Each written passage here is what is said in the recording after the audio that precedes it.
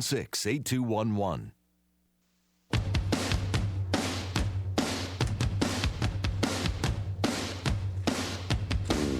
Welcome back here. What's Cooking program. Michael Horn, Paul Stern on CRN Digital Talk Radio. Paul, in the chat room, if you go to crntalk.com, click on Ustream, we have our chat room going there, and the show is live weekdays at 7 a.m. Pacific, 10 a.m. Eastern, then replayed throughout the day. Chat room is on when we're doing it live. Well, you could do it when we're recorded, too, and chat with people as well, I guess. But we get to kind of look in, and there's a lovely person named Tia Bear who is a big fan of General Hospital. And I was just wondering if Tia Bear or all of our listeners know that they are listening to a show with one of the all-time great stars of General Hospital on the program. That, of course, would be me. I starred for many years. I was up for an Emmy many times. You're aware of that, aren't you, Paul? That I was up trying to get the Emmy Awards. No, I don't think I know. I think I might have heard something about it, but I don't know the full story. I was. I did a free event for the casting directors of General Hospital, and they didn't pay me.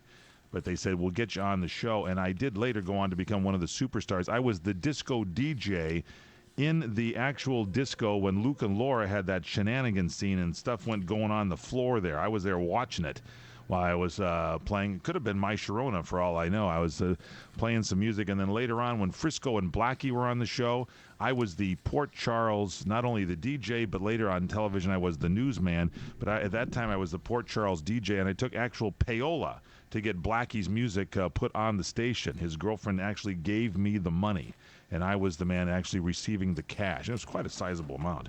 And then later on, of course, I was the Port Charles newsman. You recall all those classic scenes, don't you, from pivotal points in the timeline of the General Hospital story? Sure.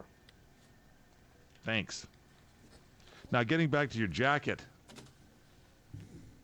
A down jacket is what you want? I don't see any more chat room comments about my appearances on General Hospital, but anyway, that I am available for autographs. If you ever see me, I like to go to those old star shows. You know, in Southern California, they have this Beverly Garland Hotel where people kind of line up that have sort of had it with the industry. That's right, the late Beverly Garland. She's there also. So I don't know if she could sign autographs. She was a lovely lady, and I will sign different autographs. I actually played on the General Hospital softball team and bought a jacket at that time, and I don't want to say that I sort of let myself go over the years here on this broadcast. But I actually tried that jacket on and had to actually rip the sleeves off it. I actually could give that to you, Paul. You might have the down jacket you want. I believe it still says General Hospital, or it might say Gen on the back, because I think the ERAL didn't fit. It's blue. It's green. It's kind of a lime green. I'll try to wear it in someday, but maybe Halloween on dress-up day. I can come as the old has-been star from General Hospital, but it was great.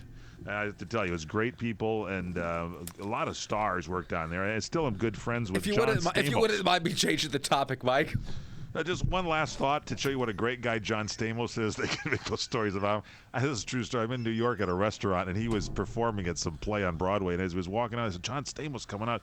So I went over and I said, John. And he came over and said, I was in General Hospital with you. He goes, oh, hey, how you doing, man? Like he really knew me. I should have actually worn the jacket with the one sleeve that's ripped off it. Oh, yes, Paul, go ahead and do the show now. Sorry, just reliving old memories with tears coming to my eyes here, recalling some of the great days on General Hospital. We did play softball. Mike Kelly was on our CRN team, and he used to do this fake thing where we'd play, if we started really losing, like if the other team started beating us, Mike would act like he was injured. And so we took video one day of the guy sliding into third base. You could see Mike Kelly standing there totally well afterwards, and then he grabbed his ankle about 20 seconds later and started hobbling around and fell over. And the game came to a screeching halt, and we were spared the embarrassment of any more losses. Those of you on softball, I learned that from Tommy Lasorda. I believe he used to use that technique with the Dodgers. Ron Say was a master at it. The Penguin. The Penguin would take a dive at third base and fake an ankle injury, and it would bring kind of a halt to the game.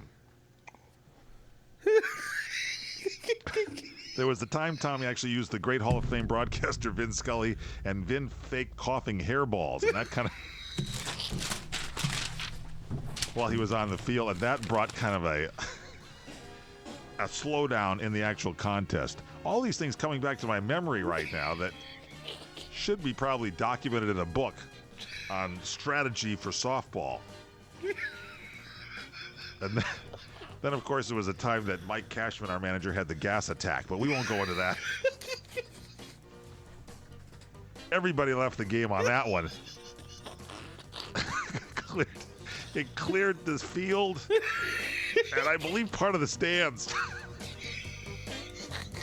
I don't believe people were able to use the park for a couple hours. Devastating. That one, when it's 70-0, you go for whatever you got. That's all I got to say. Thank God we had the burgers with extra onions that day. All right, we're going to take a little break. Straight ahead, Joel Fisher coming on CRN. It's the What's Cooking Properly program. set the stage. Mike and Paul Stern. Have you heard? Proactive is new and better than ever. Stay tuned for a 1 million bottle giveaway announcement.